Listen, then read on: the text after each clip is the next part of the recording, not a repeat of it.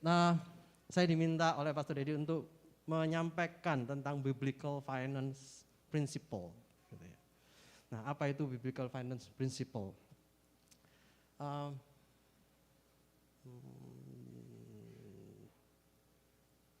Oke, terlalu kecil ya. Kita buka sama-sama dari Ulangan 8 ayat 17 sampai 20.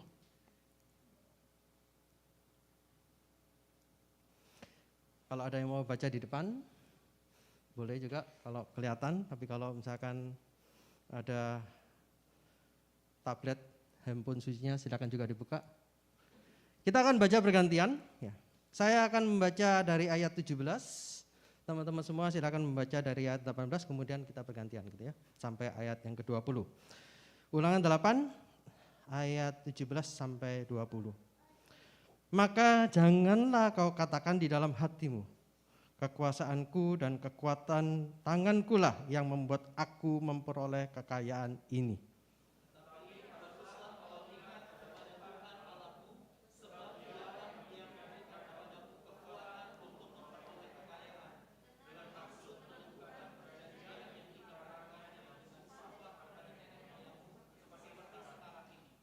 Tetapi jika engkau sama sekali melupakan Tuhan Allahmu dan mengikuti Allah lain, beribadah kepadanya dan sujud menyembah kepadanya, aku memperingatkan kepadamu hari ini bahwa kamu pasti binasa.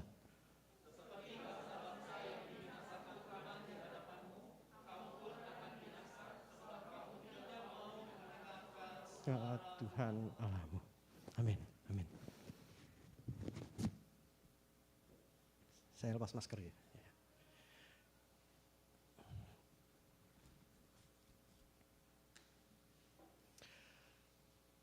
Sudah berapa lama teman-teman ada di Korea? Ada yang mungkin baru datang?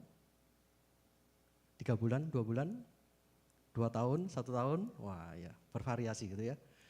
Nah, ini ada sebuah penelitian. Kita tahu kalau di Korea ibu kotanya Seoul ya. Ada beberapa kota besar di Korea. Contohnya ada Incheon, Jeju, Busan. Gitu ya. Ini hasil sebuah penelitian di tahun 2019. Gitu ya.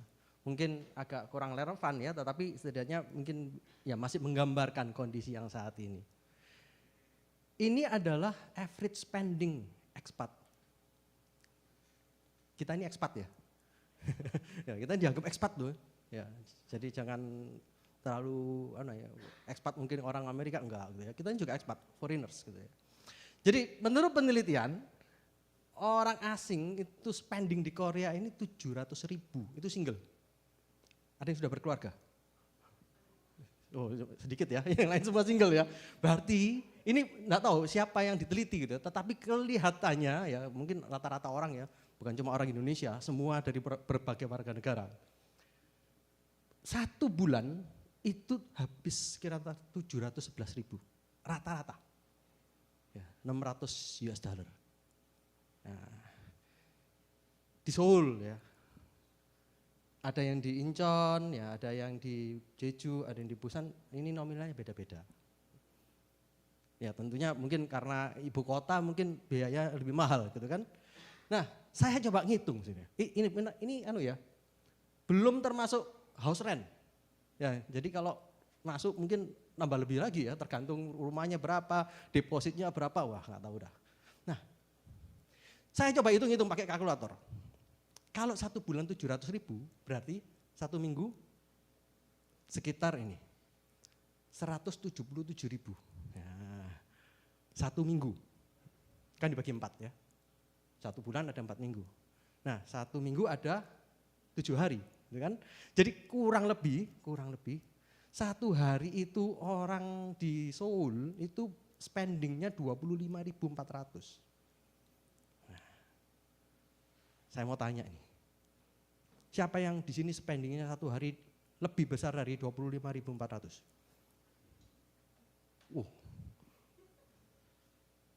Ada ya, ada. Berarti rata-rata sudah benar nih Pastor. Ya, jadi nggak perlu dikotbahkan lagi nih ya. Lebih kecil dari rata-rata semua gitu ya. Enggak, bercanda gitu ya. Tapi ya kita tahu ya kebutuhan hidup masing-masing berbeda-beda gitu ya. Ini single ya. Nah,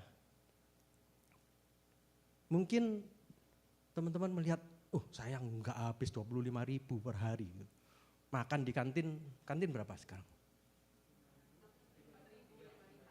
4.000, 5.000 ya. Di tempat saya kantin 6.000. Ya, kantin mahasiswa 3.900, 4.000, 5.000 gitu ya. Kantin untuk dosen 6.000 gitu.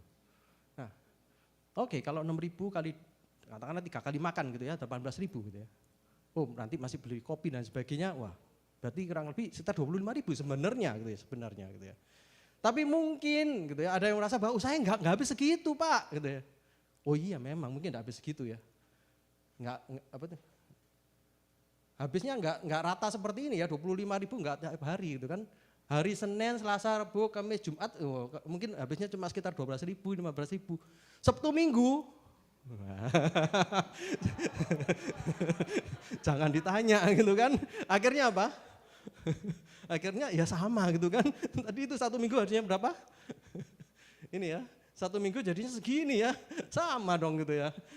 Kelihatannya aja ini hitungannya per hari, tetapi kita bicara kalau masalah data, ya kita melihat distribusinya, sebarannya gimana gitu kan.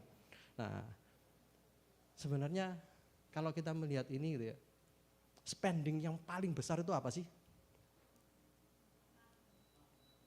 Makan ya? Benar ya? Nah, ini juga survei membuktikan gitu ya. Ini survei membuktikan dari statistik Korea gitu ya. Ternyata yang paling besar ini 14%. Ini adalah average monthly consumption expenditure per household di tahun 2019 untuk orang Korea. 14%-nya itu adalah orang-orang yang membelanjakan di restoran. Besar banget ya. 13%-nya ini orang membelanjakan untuk makanan dan soft drink. Berarti kalau dikombinasikan 27% atau sekitar 30% pengeluaran itu ada di makanan. Luar biasa ya. Yang lain-lain gimana? Ini ada transportasi. Ya mungkin karena harus ke kantor gitu ya. Oke. Tapi makanan nomor 1 ya. Wah ini katanya ini kalau di drama Korea gitu ya, saya dengar dari teman-teman yang nonton drama Korea gitu. Yang paling memikat dari drama Korea adalah ketika aktornya itu makan gitu ya. Itu membuat orang yang nonton itu rasanya pingin gitu ke Korea, cari gitu ayamnya ini di mana gitu ya, atau cari itu jajangmyeon di mana gitu ya. Nah ternyata itu memikat banyak orang gitu. Nah ini akhirnya apa? Menjadi sebuah perspektif baru. Bagaimana ketika kita ini hidup di zaman yang memberikan kita itu suatu kalap mata gitu ya. Kalap mata ini begitu ngelihat, kok pengen beli gitu ya. Pengen lihat ini pengen ambil, begitu ngelihat ini kepingin rasanya saya itu spending money gitu ya. Tapi apakah benar seperti itu? Nah kita melihat, coba dari bagaimana ketika Alkitab ini membahasakan tentang financial principle. Ya.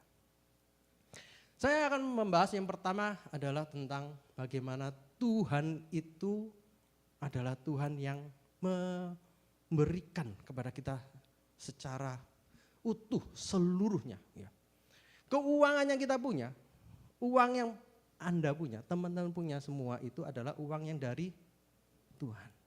God is the source and we are the steward. Artinya apa? Tuhan ini yang punya kekayaan kita dan kita ini hanya pengelola. Pernah jadi CEO? Belum pernah ya. Kalau buat perusahaan, buat startup jadi CEO gitu ya. Nah, CEO ini merasa bahwa mereka yang punya uang gitu kan. Ini harus bisa mengendalikan semuanya. Punya manajer, kita punya anak buah. Anak buahnya harus nurut dengan omongannya CEO-nya dong. Begitu pula dengan kehidupan kita. CEO kita adalah Tuhan. Di dalam kehidupan kita ini Tuhan adalah CEO kita. Kita ini hanya manajer-manajer yang ada di dalam dunia ini. Kita mengerjakan bagian kita yang kuliah, kita yang bekerja di perusahaan, kita yang melakukan aktivitas di Korea ini. Semua kita hanya pengelola. Pengelola. Mazmur 24 ayat 1 mengatakan, Tuhanlah yang empunya bumi serta segala isinya, dan dunia serta yang diam di dalamnya. Tuhan yang empunya semuanya. Artinya apa? Kita tidak bisa mengatakan bahwa uang ini uangku. Kita tidak bisa mengatakan kalau saya punya mobil, ini mobilku. Ini mobilnya Tuhan, ini uangnya Tuhan. Setiap apa yang kita punya, ini adalah milik Tuhan. Ada amin? Seperti yang kita baca tadi. Di Ulangan 8 ayat 18 dan Ulangan 8 ayat 19. Tetapi haruslah engkau ingat saudara, bahwa yang memberikan kekuatan kepada kita untuk memperoleh kekayaan itu adalah Tuhan. Ini prinsip pertama yang Alkitab tuliskan kepada kita. Kalau kita ingat ini, maka kita tidak akan spending dengan kemauan hati kita, tetapi kita akan spending seperti kemauan hati Tuhan.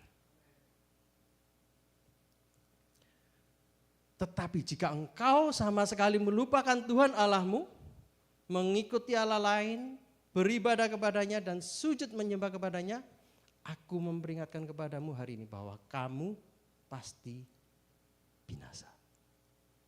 Kalau kita ingat Raja Salomo. Raja Salomo kekayaannya luar biasa. Semua orang tahu bahwa Raja Salomo punya banyak harta, punya emas yang begitu melimpah. Kerajaannya ternama luar biasa. Tetapi pada akhir hidupnya ternyata dia melenceng dari apa yang diminta Tuhan. Akhirnya dia binasa dan Tuhan memporak-porandakan Israel. Ini yang terjadi ketika kita melupakan Tuhan. Harta banyak, lupa sama Tuhan. No, itu bukan biblical financial principle. Yang kedua yang saya mau sampaikan adalah budgeting. Saudara pernah menghitung 1 bulan keluar berapa? Nah, kalau kadang anak muda itu pokoknya lihat apa belanja, dihitung 1 bulan enggak tahu keluar berapa gitu ya. Pokoknya uang dari orang tua cukup pakai aja gitu kan. Kadang waduh, Pak, mah enggak cukup, tolong kirim lagi gitu ya. Atau enggak tahu gimana caranya, pokoknya bisa dapat uang gitu. Mungkin ada yang part time atau ada yang lain sebagainya gitu ya. Nah, sebenarnya gitu ya, di dalam kita mengelola keuangan, kita harus bikin yang namanya ini budgeting. Ya. Kalau kita sudah punya budgeting, maka kita akan secara gampang bisa mengatur kehidupan kita. Supaya apa? Supaya tidak salah arah. Supaya kita tidak salah dalam melakukan kehidupan kita bersama Tuhan. Nehemia 10 ayat 35, di sini mengatakan bahwa ini sebagai persembahan sulung. Pendapatan kita yang pertama itu diberikan kepada Tuhan. Semuanya. Wow. Pendapatan pertama diberikan kepada Tuhan semuanya. Hasil ternak pertama itu diberikan kepada Tuhan semuanya. Itu di Nehemia gitu ya, mengatakan bahwa ini karena Tuhan yang menyertai. Sehingga semua hasil ini adalah untuk Tuhan.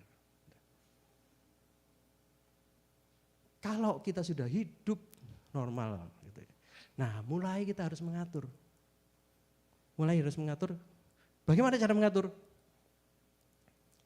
Saya beri ini ya, urutan dari kiri ke kanan. Jangan sampai salah urutan. Ada di Lukas 14 ayat 20 mengatakan, sebab siapakah di antara kamu yang kalau mau mendirikan sebuah menara tidak duduk dahulu membuat anggaran biayanya, kalau cukup uangnya untuk menyelesaikan pekerjaan itu. Siapa yang mau bikin usaha di Korea? Enggak ada ya? Siapa yang mau beli rumah di Korea? Enggak ada ya? Oh, ada yang mau beli rumah. Oh, oke. Ya. Nah, ketika kita sudah punya angan-angan yang besar, pasti kita harus mikir biayanya dong. Harus disiapkan. nanti ini saya kalau mau beli rumah harganya berapa, kemudian saya harus siapkan mulai dari sekarang saya harus nabungnya berapa. Sama seperti kehidupan kita sehari-hari. Di dalam kehidupan kita harus tahu berapa porsi kita yang mau kita buat untuk persembahan. Berapa porsi yang kita mau gunakan untuk investasi kita. Berapa porsi yang kita mau gunakan untuk pengembangan hidup kita. Berapa porsi yang kita mau gunakan untuk pengeluaran kita. Nah, firman Tuhan juga sudah menuliskan kepada kita semua. Yang pertama, untuk persembahan itu ada yang dituliskan. Yaitu apa? 10%. Ya, persepuluhan. Itu sudah dituliskan. Bahwa setiap anak-anak Tuhan pada zaman dahulu di imamat dituliskan bahwa berikan persepuluhanmu kepada Tuhan. Bahkan di pengkhotbah dituliskan bahwa ketika persepuluhan itu diberikan kepada Tuhan, itu benar-benar semua dihabiskan untuk Tuhan. Kadangkala kita itu kalau punya pendapatan, kita selalu mikirnya, wih besok mau makan apa ya baru dapat gaji, gitu kan. Tapi kita nggak berpikir, saya nanti persembahannya berapa dari pendapatan kita. Nah, kita harus balik, saudara. Jangan kita berpikir pengeluaran dulu, kita berpikir persembahan dulu kepada Tuhan. Karena apa? God is the source. Tuhan yang memberikan kekayaan kepada kita. Kita harus berpikir, oh ya saya akan mempersembahkan berapa kepada Tuhan. Karena Tuhan sudah menyertai saya sampai saat ini. Setelah itu saya harus berpikir apa? Investasi, menyimpan. Karena apa? Kita tidak tahu apa yang akan terjadi di masa depan. Dan tentunya kita perlu ada pengembangan-pengembangan. Nanti kita akan lihat ya ayat ini masing-masing. Dan ya pengeluaran. Kelihatannya besar ya 70% ya. Wow 70% ya. Ini cuma angka gitu ya. Sebenarnya kalau misalkan mau diubah, ini mau 20%, ya boleh gitu kan ya. Ini dikurangi, ya boleh gitu kan. Jangan besar-besar pengeluarannya. Justru ketika kita bisa melakukan porsi yang lebih besar di sini, bukankah itu menyenangkan hati Tuhan? Ketika kita bisa memberikan persembahan seperti janda di Sarfat, menyerahkan seluruh hartanya, bukankah itu menyenangkan hati Tuhan? Itu yang Tuhan mau. Dan ketika kita bicara pengeluaran, nah ini kalau tidak ada di dalam Alkitab gitu ya. Tetapi ini memberikan guideline. Ada beberapa teori gitu ya, kalau teorinya secara ekonomi gitu. Jangan Anda langsung buka semua untuk kebutuhan, untuk yang Anda inginkan. Nah ini ya, tadi saya katakan kalap mata gitu ya. Begitu ngelihat ini pingin beli gitu. Nah itu adalah want. Tapi berikan porsinya yang untuk need, yang dibutuhkan.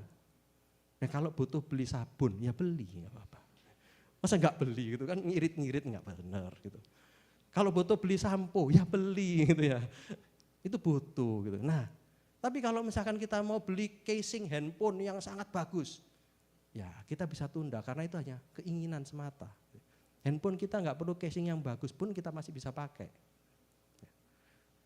Nah, kita harus melihat apa yang kita inginkan dan apa yang kita butuhkan. Nah, di sini gitu ya, kita bisa melihat beberapa ayat. Di Imamat 27 ayat 30 mengatakan demikian juga segala persembahan persepuluhan dari tanah, baik dari hasil benih di tanah maupun dari buah pohon-pohonan adalah milik Tuhan. Itulah persembahan kudus. Di Kejadian 26 ayat 12 mengatakan, maka menaburlah Ishak di tanah itu. Di dalam tahun itu juga ia mendapat hasil 100 kali lipat. Cara apa? Menabur. Ya, menabur benih. Itu apa artinya? Perlu menyimpan. Ya. Dan di Kejadian 41 ayat 24 dikatakan, baiklah juga Tuanku Firaun berbuat begini, yaitu menempatkan penilik-penilik atas negeri ini, dan ke dalam 7 tahun kelimpahan itu memungut 1/5 dari hasil tanah Mesir.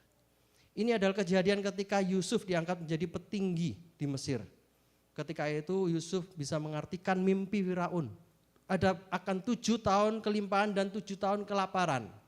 Dan ketika Yusuf memimpin, Yusuf meminta kepada Raja Firaun supaya apa? supaya penilik-penilik atas negeri itu menyimpan 1/5. 1/5 itu berarti 20%. Ya. 10 tambah 10, nah 20%. Kalau bisa disimpan 20%, ini ternyata apa? Di dalam masa kelimpahan 7 tahun disimpan 20%, itu bisa untuk mencukupi seluruh negeri selama 7 tahun kelaparan. Luar biasa. Ya. Sama dengan kehidupan kita tidak tahu apa yang terjadi masa depan. Karena itu ya prinsip dari firman Tuhan. Yusuf telah melakukan itu supaya mencegah kelaparan di masa depan. Apalagi sekarang, ya, Korea ini lagi inflasi. Ya, mau kirim uang ke Indonesia mungkin mikir kan ya, berapa ini currency antara Korean won sama Indonesia rupiah gitu. Ya. Kita harus mulai berpikir, menyimpan. Ya.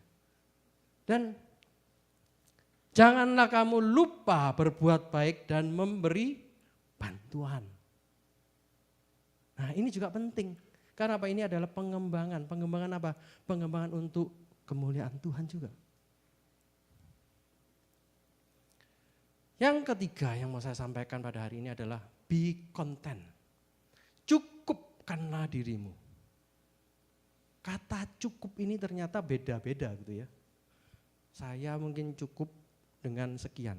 Anda mungkin cukup dengan sekian. Beda. Nah, cukupkanlah seperti yang memang Anda sekarang butuhkan, gitu ya. Bukan Anda inginkan. Seperti yang disampaikan, beda antara want sama need. Kalau memang butuh, ya nggak apa-apa keluarkan uang itu. Ketika kita sudah cukup, ya, maka kita bisa memberi lebih. Giving more, spending less. Kenapa? Tuhan Yesus yang mengatakan, ya, kita harus membantu orang-orang yang lemah dan harus mengingat perkataan Tuhan Yesus. Sebab Ia sendiri telah mengatakan, adalah lebih berbahagia memberi daripada menerima. Ini yang Tuhan Yesus sampaikan. Giving more, ya, bukan spending more. Dan ya, Winston Churchill mengatakan, we make a living by what we get. We make a life by what we give. Kita bisa memberikan sebuah kehidupan ketika kita bisa memberi pada orang lain. Yang kedua, start saving. Start saving, mulai menyimpan. Ini cuaca sudah mulai dingin. Ya. Semut itu sudah mulai nyiapin makanannya. Supaya apa? Ketika musim dingin mereka tidak bingung cari makanan. Alkitab pun menuliskan, semut adalah bangsa yang tidak kuat, tetapi yang menyediakan makanannya di musim panas.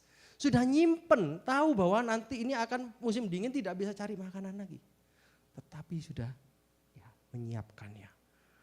Kita juga ketika mau melihat masa depan kita, mau hidup bersama Tuhan, maka kita juga harus berpikir simpan. Gitu ya.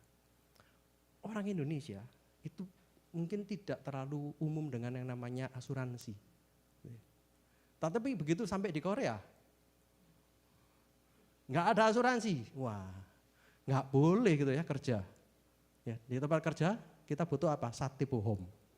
Asuransi 4 yang harus ada. Kemudian di sekolah sekarang juga diwajibkan ikut NHIS, gitu kan? Bayarnya saya lupa. Mahasiswa saya punya 6 mahasiswa gitu ya.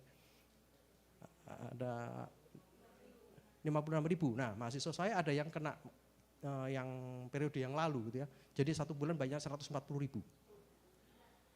Nah, karena peraturan itu baru berlaku tahun 2021 atau saya lupa 2021. Sehingga sebelum itu harus dibayarkan sisanya. Gitu ya. Jadi akhirnya per bulan harus bayar 140.000.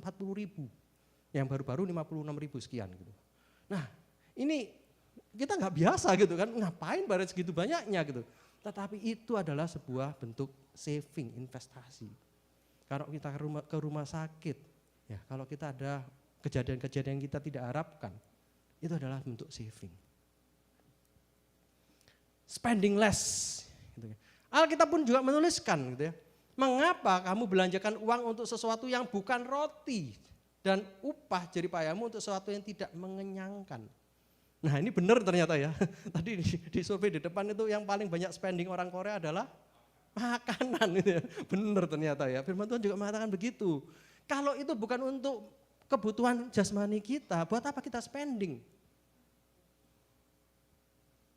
Ya mungkin nggak apa-apa sekali-sekali gitu ya. Asalkan kita sesuai dengan budgeting kita gitu ya.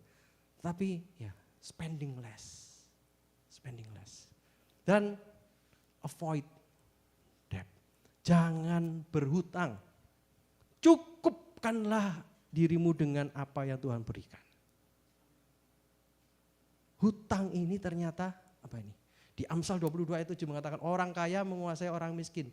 Dan yang berhutang menjadi budak dari yang menghutangi.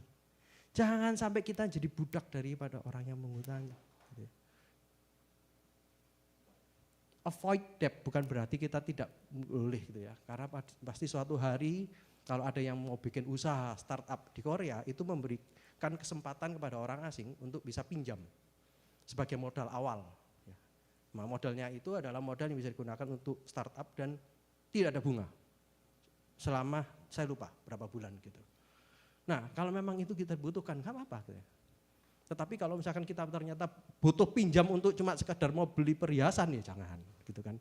Kalau kita butuh pinjam hanya untuk mau sesuatu yang tidak kita butuhkan, tidak perlu.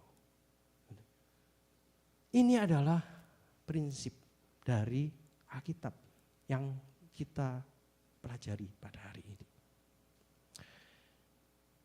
Sebelum saya akhiri, saya mau menceritakan tentang seorang teman saya. Teman saya ini adalah kawan kuliah saya. Pada saat saya kuliah dan bersama-sama dengan dia, saya tidak pernah menyangka ternyata sekarang dia menjadi seorang misionaris. Gitu. Nah, menjadi misionaris seperti apa gitu ya? Ini adalah anak-anak didiknya. Saya mungkin tidak bisa menceritakan secara detail, tapi saya menuliskan gitu ya, apa yang dia ceritakan kepada saya. Ini adalah satu panti asuhan di sebuah desa 1 jam dari Kendari di Sulawesi Tenggara. Nah, panti ini bukan sekedar mengumpulkan anak yatim, bukan sekedar untuk mengumpulkan anak yang ekonomi lemah, tetapi ini digunakan untuk membina dari sisi pendidikan, keterampilan, karakter, dan rohani. Loh, kenapa kok dibutuhkan ini gitu ya? Kita yang di Korea ini mungkin bisa merasa bersyukur. Saya jujur, saya bersyukur saya ada di Korea. Dan saya bisa mengenal dengan teman-teman yang seperti ini mau melayani di Indonesia. Dan saya mengatakan kalau kapanpun butuh saya, kalau memang bisa dengan Zoom, saya bersedia untuk membantu. Jadi saya sekarang ya membantu gitu ya, sekolah ini. Kalau ada teman-teman yang juga rindu untuk membantu, ya ini anak-anaknya sekarang ada yang ingin belajar bahasa Korea. Jadi minta saya gitu, ayo tolong diajarin bahasa Korea. Mereka ingin belajar ini tentang kebudayaan Korea. Nah kalau ada yang nanti mau membantu, ayo boleh silakan kontak saya.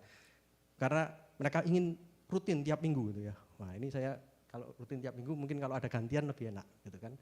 Nah di sini kualitas pendidikan sangat rendah. Banyak anak tidak bisa baca sampai kelas 5, kelas 6. Mengerikan ya. Padahal di kota besar, di Surabaya, di Jakarta, untuk masuk kelas 1 SD aja gimana? Harus bisa baca ya. Bahkan ada yang harus bisa tulis gitu. Loh ini nggak bisa baca, kelas 5 gitu. Dan jarang sekali ada anak SMA yang bisa perkalian. Wah. Banyak yang putus sekolah, usia SMP, SMA, dan menikah muda. Ini keadaan yang ada di daerah. Ini foto yang dia berikan kepada saya. 2 Korintus 8 ayat 1-3 mengatakan, selagi dicobai dengan berat dalam berbagai penderitaan, sukacita mereka meluap dan meskipun mereka sangat miskin, namun mereka kaya dalam kemurahan. Saudara, ketika saya dikirimi foto-foto ini gitu ya, saya merasa bersuka cita. Karena apa? muka mereka itu tidak ada yang murung. Meskipun mereka tidak punya uang. Muka mereka tidak ada yang mengatakan bahwa mereka itu bersedih. Kita bisa lihat ini ya. Mereka semua bersuka cita. Panti ini mengadakan homeschooling di mana para pembina panti menjadi gurunya ditambah 2 guru. Ada 37 anak usia SD sampai SMA yang dibina di sini. Wow. Dan setiap Sabtu mereka belajar keterampilan, baik itu pertanian, memasak, menjahit. Ada satu kesempatan dia sharing kepada saya. Do, saya biasanya dipanggil Dodo. Do, kamu tahu betapa baiknya Tuhan itu. Suatu hari uang di tabungan saya ya, itu tinggal 300.000 rupiah. 300.000 rupiah itu berarti setara berapa ya? 25.000 won. Nah tadi itu ya, satu hari si ekspat di Korea ini satu hari spendingnya 25.000 won. Gitu ya. Itu uangnya tinggal 300.000 dan dia harus membuat makanan untuk 20 anak-anaknya ini. Dengan 300.000 rupiah. Dia tanya ke saya, kalau kamu jadi aku dulu, kamu akan ngapain? Waduh, pertanyaan susah ya, 300.000 untuk ngasih makan. Duh, mau makan apa 300.000? Nggak tahu ada apa di sana. Kemudian cerita-cerita, saya cuma berdoa sama Tuhan. Dan saya pertama enggak tahu, saya ini harus ngapain besok Tuhan kalau nanti anak-anak datang, kemudian mau belajar, enggak ada makan. Anak-anak datang, enggak tahu ternyata Tuhan itu ya begitu baik. Ada anak-anak yang datang, Pak saya bawa kentang. Ada anak yang datang, Pak saya bawa beras gitu ya. Dengan sukacita. Dia kaget, wow Tuhan bisa ternyata memberikan cara yang luar biasa. Di tengah orang-orang yang miskin, Tuhan ternyata membawa makanannya sendiri dan mereka masak dengan sukacita. Sehingga apa? Akhirnya mereka bisa makan. Wah. Itu suatu hal yang luar biasa. Dan apa yang mau disampaikan di sini adalah, ini adalah daerah Kristen yang kurang di dalam hal ekonomi. Angka putus sekolah tinggi, pindah agama, menikah muda. Injil sudah diberitakan 100 tahun yang lalu dan hasilnya terbentuk desa-desa Kristen dengan jumlah 1% dari seluruh penduduk Sulawesi Tenggara. Tidak pernah berkembang lagi, bahkan cenderung merosot.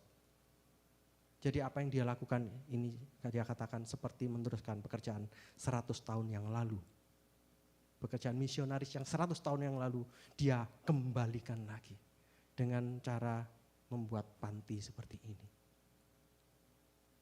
Saudara-saudara yang kasih Tuhan, apa yang harus kita lakukan sebagai anak Tuhan? Ketika kita bisa hidup di Korea, gitu ya. Ini suatu hal yang perlu kita syukuri. Tidak semua orang bisa ke Korea seperti saudara-saudara dan saya. Tahun lalu saya buka lowongan untuk beasiswa S3, S2 di lab saya. 200 orang pendaftar. Saya cuma rekrut 1. 200 orang pendaftar kepingin bisa ke Korea. Tapi saya mohon maaf gitu kepada mereka semua karena saya nggak punya dana banyak. Sehingga saya cuma bisa menerima 1. Itu artinya apa? Banyak orang yang ingin ke Korea. Dan Anda adalah orang yang bersyukur bisa ada di tempat ini. Dan bagaimana kita mensyukuri berkat Tuhan yang sudah kita terima. Ini teman saya tadi, namanya Paulus. Dia mengatakan kepada saya, apa itu biblical financial principle? Dia mengatakan, mengasihi Tuhan dan sadar bahwa segala sesuatu di diri kita bukanlah milik kita. Itu adalah titipan dari Tuhan untuk digunakan semaksimal mungkin bagi kemuliaan Tuhan. Amin. Saudara, ketika kita punya uang, ketika kita punya harta, bagaimana kita mengatur itu? Matius 6:33 mengatakan, carilah dahulu kerajaan Allah dan kebenarannya, maka semuanya itu akan ditambahkan kepadamu. Kita sudah belajar bahwa Tuhan yang memberikan kekayaan kepada kita, kita sudah belajar bahwa kita harus membuat budgeting dan cukupkanlah dirimu dengan apa yang ada saat ini. Tuhan telah memberkati kita hingga saat ini di Korea, dan Tuhan yang sama akan mencukupkan kita dimanapun kita berada. Mari kita tutup mata kita dan kita merenungkan apa yang kita dengarkan pada hari ini. Tuhan sudah berbicara kepada kita bahwa Tuhanlah yang menyediakan semua. Tuhanlah yang telah menuntun kita sampai di Korea ini. Tuhan yang sudah memberikan kehidupan, dan apa yang mau kita lakukan terus untuk Tuhan selama kita di Korea. Di luar sana ada banyak orang yang masih membutuhkan tangan kita. Di luar sana masih banyak orang-orang yang membutuhkan kepintaran kita. Dan juga banyak orang yang membutuhkan harta kita. Tapi Tuhan hanya ingin kita tetap berserah kepada Tuhan dan menjalankan rencana Tuhan di dalam kehidupan kita. Supaya pada suatu saat nanti kemuliaan Tuhan yang akan dinyatakan di bumi ini. Kita akan menyanyikan satu lagu.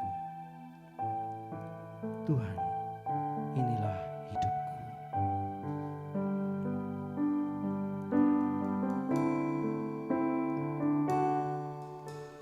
Tuhan, inilah hidupku.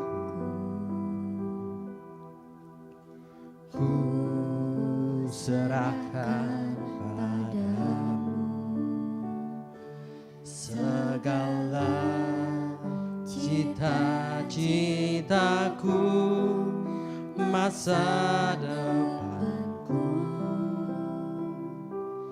menjadi milikmu. Jadikan kami terang di tengah kegelapan dunia, membawa bangsa-bangsa kepadamu. Tuhan, ini kerinduanku bagimu Tuhan, seluruh hidupku. Pakailah Tuhan bagi kemuliaan-Mu. Genapi seluruh rencana-Mu sampai bumi penuh kemuliaan-Mu. Saudara, mari kita berdoa dengan hati kita masing-masing. Apa yang Tuhan mau rencanakan dalam kehidupan kita? Pada saat ini mungkin kita kuliah di Korea, ataupun kita bekerja di Korea. Apapun aktivitas kita di Korea, Tuhan sudah berbicara pada hari ini. Apa itu prinsip keuangan secara alkitabiah? Dan maukah kita melihat kembali? Maukah kita merefleksikan kembali apa yang sudah kita lakukan sampai saat ini? Dan supaya hidup kita bisa kembali sesuai dengan rencana Tuhan. Mari kita berdoa masing-masing. Saya berikan waktu kepada kita untuk kita bisa memberikan komitmen kita kepada Tuhan. Memberikan komitmen kita apa yang akan kita lakukan untuk finansial kita, untuk keuangan kita, untuk harta kita, untuk kita bisa berikan yang terbaik untuk kemuliaan nama Tuhan. Oh Tuhan, terima kasih Tuhan. Terima kasih Tuhan. Kami tahu bahwa semua ini adalah Engkau yang menyediakan buat kami Tuhan. Engkau adalah sumber yang menyediakan kekayaan buat kami Tuhan.